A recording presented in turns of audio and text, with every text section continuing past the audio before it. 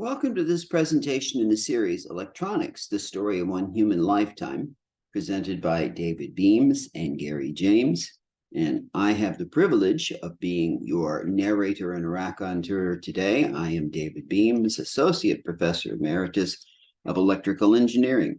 The topic that I would like to talk about today is designing filter circuits using the Generalized Impedance Converter. The topics I want to, or the questions I'd like to address today are, one is, what is a generalized impedance converter? Two, how do we make a capacitance multiplier using a generalized impedance converter?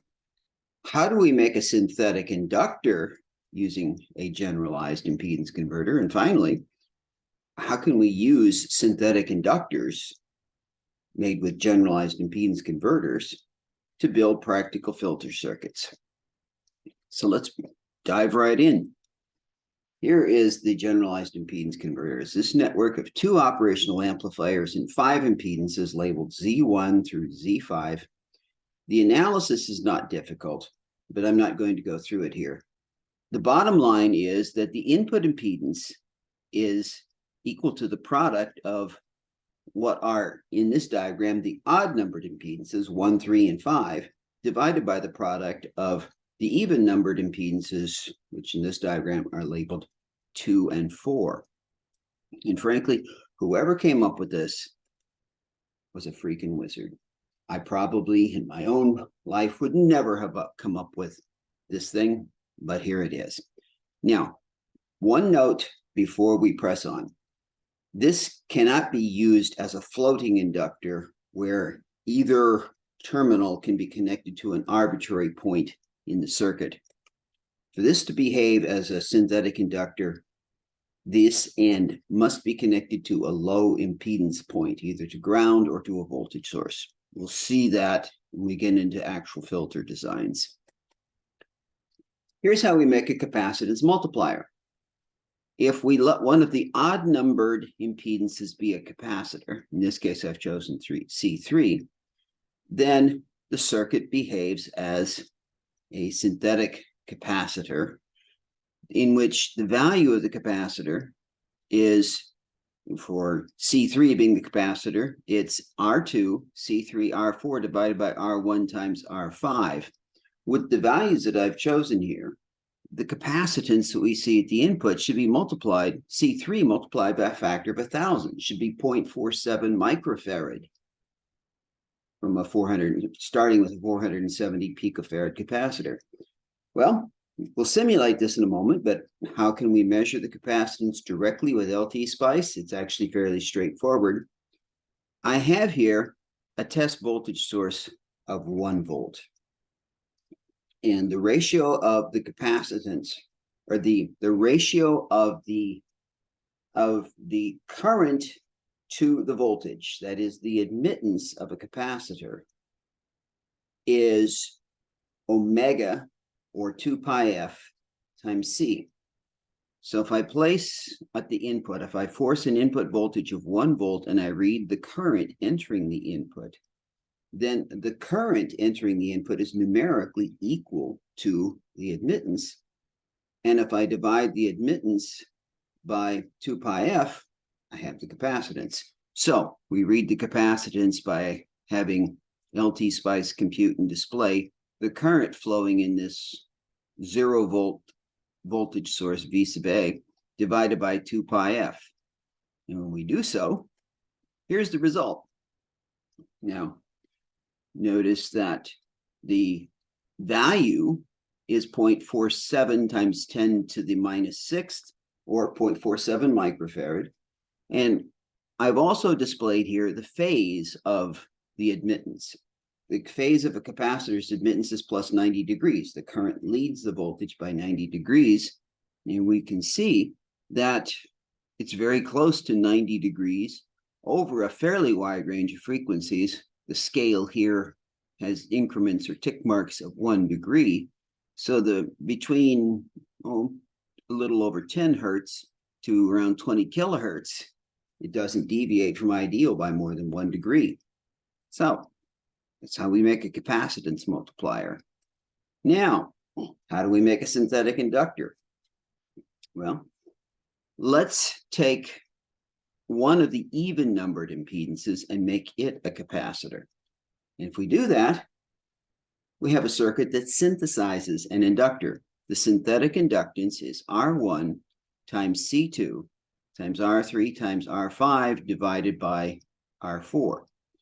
And to read the inductance from an LTSpice simulation, we drive the circuit with an AC test source of 1 ampere and read the voltage that appears at the input. In other words, and if the voltage, or excuse me, if the current is 1 ampere, then the voltage is numerically equal to the impedance, and the impedance is 2 pi FL. Divide the impedance by 2 pi F, and we have the inductance. And when we do that, and one other advantage of this circuit, if we make the voltage, if the output of the filter circuit or whatever we build from this, if the output voltage is the same as the voltage here, VSL as I call it, and if R4 or Z4 and Z5 are both resistors, then the output of the op amp U1 provides a buffered, that is low impedance and amplified version of V sub SL. In other words, we can take the output of this circuit from U1 rather than at this node. We'll see that in the filter application here shortly. Here's the performance of the synthetic inductor. With that particular combination of components, we should see an inductance of 359 millihenries. We do over a wide range of frequencies. And I've computed here the phase of the impedance, and should be 90 degrees because the voltage should lead the current by 90 degrees in an inductor. And we can see again with tick marks of 1 degree on the phase scale that it's very close to being an ideal inductor over a range of, let's see, in this case, from around 35 kilohertz to, at the low end, maybe not quite 4 hertz. So, okay, how can we make filters? Well, let's start with prototype LRC circuits. Here is a band pass filter with the ratio of the voltage VBP to the source voltage V, the undamped natural frequency of the resonant circuit and the Q of the resonant circuit are here. And here I can replace the physical inductor with synthetic inductor. So here I have the synthetic inductor on the right. I have the R and the C. And here, one of the advantages of this particular topology, by making C2 the capacitor, impedance to the capacitor, and making 4 and 5 both resistors, the bandpass output voltage appears at the output of U1, which is a low impedance output. And I get a gain, since R4 and R5 are equal, I get a gain of 2 or 6 decibels. So there we have a generalized impedance converter bandpass filter. And let's go forward. Here's a high-pass filter. Here's the transfer relationship in the phasor domain of the high-pass voltage to the source voltage, the undamped natural frequency in the Q of the circuit. Let's replace the physical inductor with a synthetic inductor. And there we have it. The synthetic inductor, capacitor, and resistor. And with the component values shown, the synthetic inductance is 257.2 millihenries, and the undamped natural frequency is 992 hertz, and the Q is 0.685. All right. Now, low-pass filter. Here's the transfer relationship, undamped natural frequency in the Q. And let's replace the inductor by a synthetic inductor. And here is that implementation. Now here, notice where the input source is. It's connected to what is the fifth impedance in the generalized impedance converter. That node has to be driven by a low impedance source, a voltage source, or connected to ground. I can't make this filter by connecting the voltage source here and putting the R and the C at the other end. That won't work. Here's a band stop or notch filter. Transfer relationship, undamped natural frequency in Q. And there it is with the synthetic inductor using the generalized impedance converter. And again, since the inductor in the original circuit is a floating inductor, we connect the source voltage to Z5 in the generalized impedance converter. Okay, so now let's do something crazy. Let's design a fourth order 1 dB Chebyshev low pass filter with a bandwidth of 1 kilohertz, and let's implement it with low pass sections using the generalized impedance converter and synthetic inductors. Okay, where we start, we go to that spreadsheet that I provided called Chebyshev poles, and we get the characteristic equation of a fourth order 1 decibel ripple Chebyshev low-pass filter with a bandwidth of 1 radian per second. And this is the characteristic equation that we would get from that. This is filter section 1, a second order section. And for the RLC implementation of the low-pass filter, this coefficient is 1 over RC. This is 1 over LC. For filter section 2, we have the same. These are the coefficients we get from the worksheet. Here's 1 over RC and 1 over LC. Now, I have 2 numerical values in each section, which I have to achieve. This coefficient and this. But I have 3 variables, RL and C. So I've got some flexibility in my design choices here. So let's just choose arbitrarily. Let's choose the capacitors. And let's start with 1 farad and use these relationships to calculate the R and the L. And when I do that, here is an RLC prototype of this Chebyshev filter. And one thing I want to point out here is I have this voltage-controlled voltage source that links the 2 sections. It prevents the input impedance of the second section from being a load on the output of the first section. And notice the gain is 0.8912. The gain of this voltage-controlled voltage source, this buffer, is -1 decibel so that, I mean, an even order Chebyshev filter, low pass filter, the DC gain will be at the bottom of the gain in the ripple channel. That is, at DC it will be -1 decibel if the maximum gain in the ripple channel is 0 decibels. See that in a moment here. As a matter of fact, let's go ahead and when we run the frequency response analysis with LTSpice, this is what it gives us. And you see what I was talking about a moment ago, the DC or the low frequency gain. This is 1 millihertz, is -1 decibel. And the gain reaches a peak of 0 decibels. And there it drops off the end of the world at a frequency of 159 millihertz or 1 radian per second. There we go. We have a prototype filter for 1 radian per second. Now the next step, we're going to scale it to 1 kilohertz. To do that, we divide the values of the inductance and the capacitance by the scaling factor of 2 pi times 1,000. We're moving from 1 radian per second to 2 pi times 1,000 radians per second. divide the capacitor and the inductor both by that same value. And we leave the resistor value the same.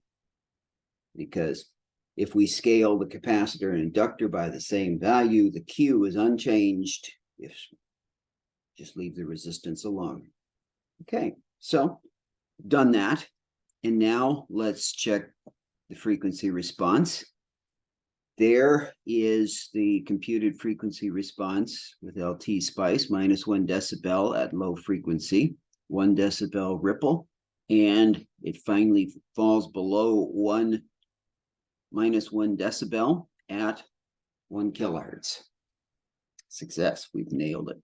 But that's not a real practical design. So the third step is to scale for practical capacitor values.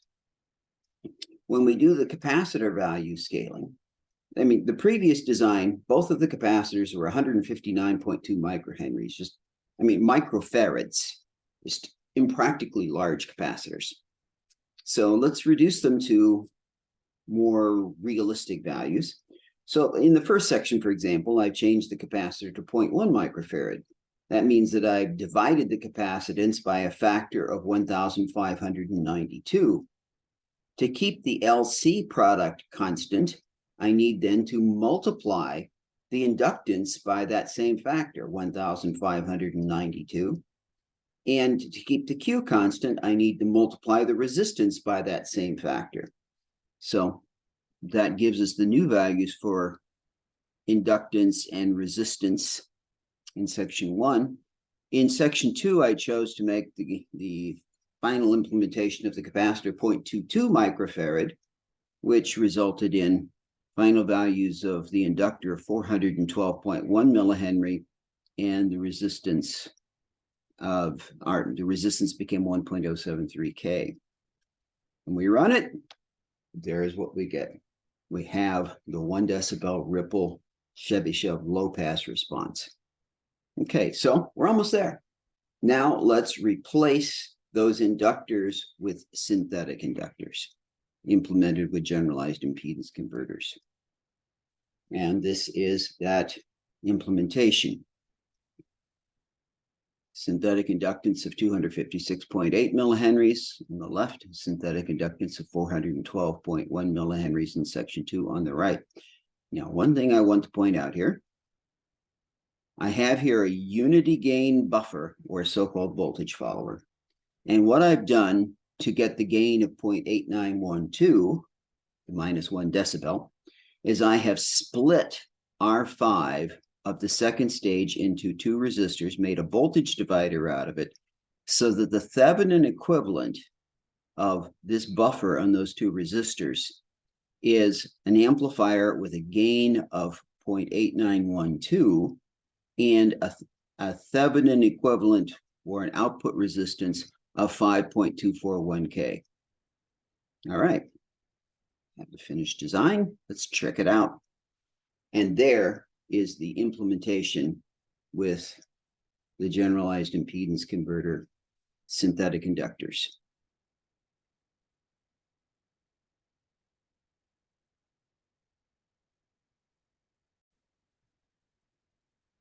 We're almost done here, but a couple of parting notes that and some advice for practical implementations using these generalized impedance converter filter circuits. One thing you should check in your design is the dynamic range of the output voltages of each of the op amps to make certain that the voltage necessary to make your filter work is achievable by the op amps. That may be a little abstract. Let's take the example here of this low-pass filter using a generalized impedance converter topology. And I have labeled the output nodes here, V out U1 and V out U2. And let's run the simulation. And I'm going to plot the low-pass output voltage, and I'm going to plot the 2 op-amp output voltages. See, I have multiple screens open. Let's just go to this one, and let's add traces, the low-pass voltage and the output of 1 and the output of 2. I have 2. Okay, I'm going to change this scale from a decibel scale to a logarithmic scale. We have a 1-volt test source driving this network. And look at here is the output voltage of the low-pass filter in the yellow trace. The output of op amp 1 is here in the white trace, and the output 2 is the red trace. Now I'm going to put a cursor on output 2 and read that. So let's see, at 100 hertz, we have 4.54 volts. And it rises to a maximum of 5.95 volts. Okay.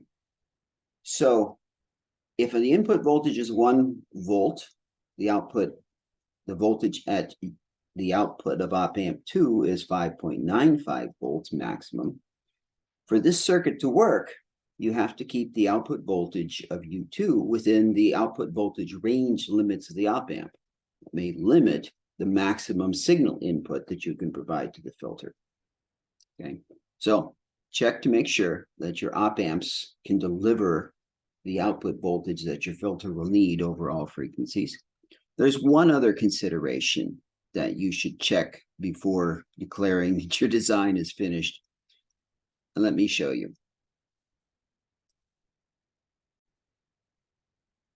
Let's go back to the circuit and let's open up the model of the op amp. Right click on it. Notice here, the op amp model has a built-in DC open loop gain of 100,000 volts per volt and a gain bandwidth product of 10 megahertz. 10 megahertz is actually fairly wide for general purpose op amps. If you were using an old standby like the 741, the gain bandwidth product is about a megahertz. The open loop gain around 100,000, that would be good, but 1 megahertz, the gain bandwidth product. Let me show you the effect that limited gain bandwidth product has. We'll take a look at the synthetic inductor circuit, and we'll change the op amps from a 10 megahertz gain bandwidth product to 1 megahertz. And see the effect on the synthetic inductance. Okay, here's the synthetic inductor circuit. And let me change the gain bandwidth. Well, I'll tell you what, before we do that, let's just run the circuit again. And we will display the voltage VSL divided by 2 pi f. Oops. Let me maximize that.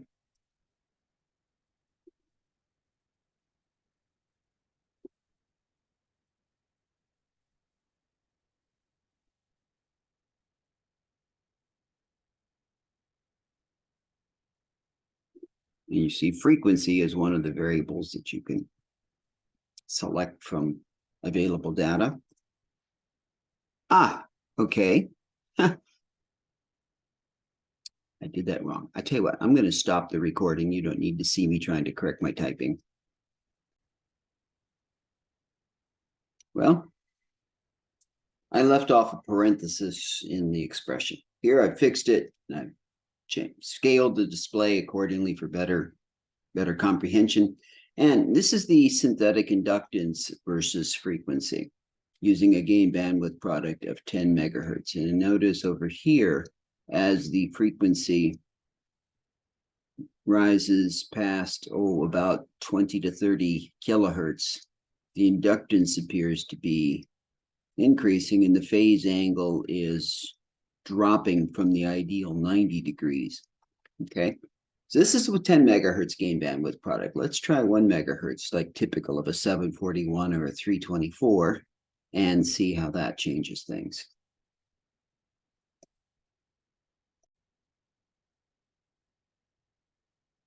And this is the frequency or the inductance versus frequency of the synthetic inductor using op amps with a gain bandwidth product of 1 megahertz. And you notice that the inductance appears to be rising rather rapidly to what is actually a resonance peak. And then beyond this peak, it actually becomes a capacitive input. So with a gain bandwidth product of 1 megahertz, this synthetic inductor is useful up to a frequency of maybe 10 kilohertz or so.